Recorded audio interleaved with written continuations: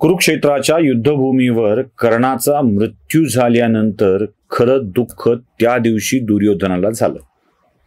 कारण भीष्म, द्रोण हे आपले सरसेनापती पडल्यानंतर सुद्धा त्याला एवढं अवघड वाटलं नव्हतं जेवढं कर्ण पडल्यावर वाटलं. कारण दुर्योधन हा संपूर्णतः कर्णावर विसंबून होता. त्याला सारखं वाटायचं की कर्णच हा त्याचा पाठीराखा, सहाय्यक बनून येऊ शकतो, तोच उपयोगाला येऊ शकतो. कारण कर्णाकडची प्रतिभा त्यानं बघितलेली होती. दुष्टांचं एक वैशिष्ट्य असतं बघा, वाईट विचार करणाऱ्या माणसांचं एक वैशिष्ट्य असतं, आपल्या उपयोगाला येऊ शकणारा चांगला माणूस एवढे उपकार करून आपल्या जवळ ठेवतात, त्याला आपल्या उपकाराच्या ओझ्याखाली एवढं दाबून टाकतात की तो आपल्यासारखा वागावा अशी त्याची इच्छा असते. एखादाच विरळ कर्ण असतो की जो अशा लोकांना बळी पडतो, कारण उपकाराच्या ओझ्याखाली तो दबलेला असतो आणि त्यासोबतच काही व्यक्तिगत शत्रुत्व सुद्धा असतं जे निभवायचं असतं. त्यामुळं कर्ण दुर्योधनाच्या उपकाराचा बळी ठरलेला आहे. आत्ता सुद्धा आजकाल असे प्रकार झालेत ना. 2014 साली असंच एकाला बाहेरून पाठिंबा देऊन प्रमुख करायचं दुर्योधनाने ठरवलं आणि करून टाकलं. पण ज्याला केलं तो काय म्हणला, मी तुमचं ऐकायला रिकामा नाही. उगी तुम्हाला आत्ता जोडून सांगायचं म्हणून सांगतोय, बाकी आपल्याला राजकारणात पडायचं नाहीये. नेहमी दुर्योधन टपलेला असतो की तो मदतीचा हात पुढे करून त्याच्याकडून बरंच काही मिळवायचा प्रयत्न करत असतो. कर्णाकडून असंच बरंच काही मिळवायचंय. त्याला माहित होतं की जर अर्जुनासोबत खरा संघर्ष करायचा असेल तर तिथे कर्ण उपयोगाला येईल. कर्णच आहे जो अर्जुनाला संपवू शकतो आणि अर्जुन संपला की युद्ध संपलं हे त्याला माहित होतं. त्यामुळे तो कर्णाकडे सातत्यानं अर्जुनाला संपवण्याची भाषा करत होता. त्यानं सगळीच कामं दुर्योधनानं कर्णाकडून करून घेतलेली आहेत.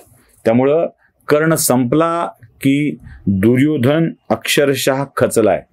त्याला या युद्धात आपला विजय होईल याची शक्यताच वाटत नाहीये. ज्या उत्साहाने तो युद्धात सहभागी व्हायचा त्या उत्साहात तो आता दिसत नाहीये. जवळपास 18व्या दिवशी काय करायचं हा प्रश्न आहे. आता 18व्या दिवशी हताश झालेल्या दुर्योधनाने युद्धाभूमीवरची सगळी धुरा एकमेव उरलेल्या वीरावरती दिलेली आहे. कारण दुःशासन हा दुर्योधन होता म्हणून वीर. दुःशासन हा दुर्योधन राजा होता म्हणून त्याला महत्व. असे असतात ना आपल्याकडे राजकारणात, बाप आमदार म्हणून पोरग भैया साहेब, दादा साहेब असं असतं.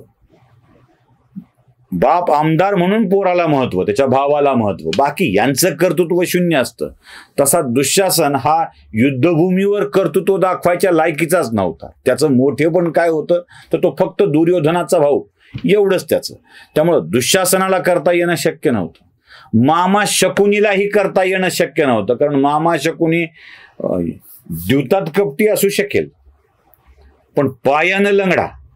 त्यामुळे या लंगड्या असलेल्या शकुनीवर सरसेनापती पदाची धुरा टाकून युद्धाला अजूनच लंगड करण्यास इतका मूर्ख दुर्योधन तरी नक्की नव्हता. एवढा मूर्ख नक्कीच नव्हता. म्हणून त्याच्याकडे एकमेव वीर शिल्लक आहे आणि तो म्हणजे पांडवांचे मामा मद्रनरेश शल्य. आणि त्यांनी ठरवलंय की या शल्यावरती ही धुरा आता द्यायची आहे. खर तर शल्य या युद्धभूमीवरचा शेवटचा सरसेनापती ठरतोय. कारण पुन्हा कोणी सरसेनापती झाल्याचं ऐकिवात नाही. कारण नाहीच म्हणल्यावर कोणी शेवटी दुर्योधनाच्या वरती ती धुरा येणार आहे, पण कोणी नवा सरसेनापती झालाय असं ऐकिवात नाही, वाचण्यात सुद्धा नाही.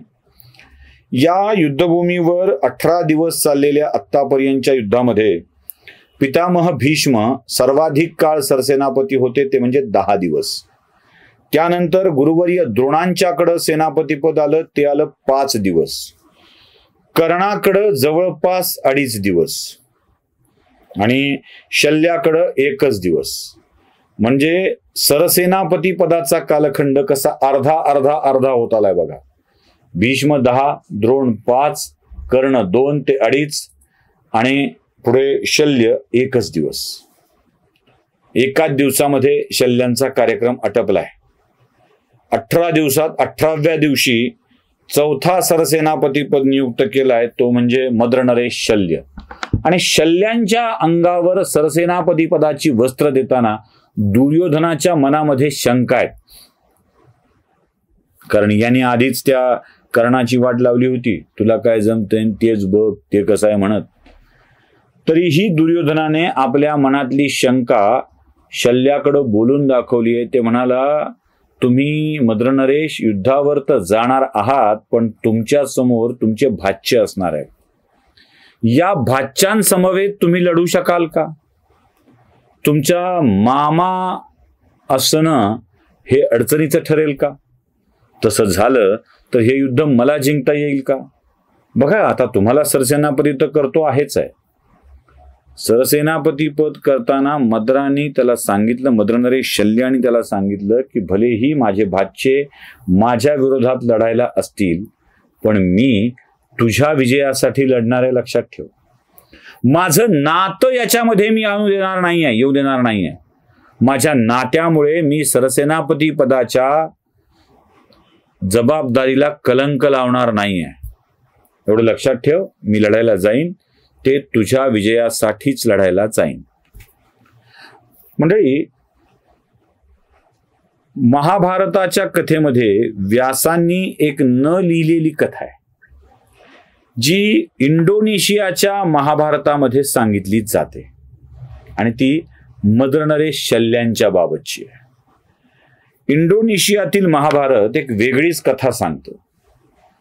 त्या कथेमध्ये असं सांगितलेलं आहे की मद्रनरेश शल्यांना एक शक्ती प्राप्त आहे, आणि ती शक्ती कोणती आहे? त्यांच्यामध्ये एक अशी असुरी शक्ती आहे, जी शक्ती मद्रनरेश शल्यांना तीव्रतेने जो विरोध करील, अति तीव्रतेने जो विरोध करील, त्या तसं मद्रनरेश शल्यांच्या अंगात असलेली शक्ती अधिकाधिक बलवान होत जाईल. त्यामुळं जो कोणी प्रतिकार करेल त्याच्या शक्तीत, मद्रनरेश शल्यांच्या असलेल्या शक्तीत वाढ होईल. रागात गेलात तुम्ही लढायला की त्याची वाढ होईल. खरं तर ही इंडोनेशियातली कथा मानवी भावभावनांचं प्रतिनिधित्व करणारी आहे, लक्षात ठेवा.